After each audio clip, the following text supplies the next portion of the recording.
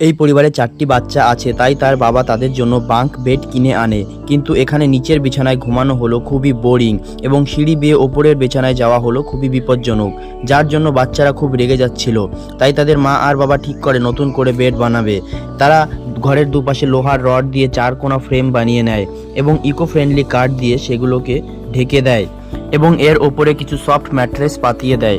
এই দুটো বিছানা দুটো বাচ্চার ঘুমানোর জন্য ব্যবহার হবে। এরপর তারা এই বিছানার সোজাসুজি ওপরের দিকে লোহার ফ্রেম দিয়ে এবং তাতে কিছু স্ট্যান্ড ব্যবহার করে একটা বিছানার কাঠামো বানায় এবং তাতে ইকো ফ্রেন্ডলি কাঠ দিয়ে ঢেকে দেয় এবং সফট ম্যাট্রেস ওপর দিয়ে পাতিয়ে দেয়, যেটা খুবই আরামদায়ক বিছানা হয়ে যায় এবং বিছানার পাশ দিয়ে সুন্দর রেলিং দিয়ে দেয়।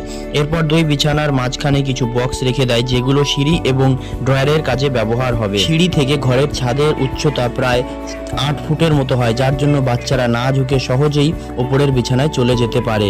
এরপর তারা দুই সাইডের বিছানার নিচের খালি অংশটাতেও কিছু ড্রয়ার বানিয়ে ফেলে, যে ড্রয়ারের মধ্যে ছেলে ও মেয়েরা আলাদাভাবে তাদের ড্রেসগুলো রাখতে পারে, এক পাশে ছেলেদের এবং অন্য পাশে মেয়েদের ড্রেসগুলো।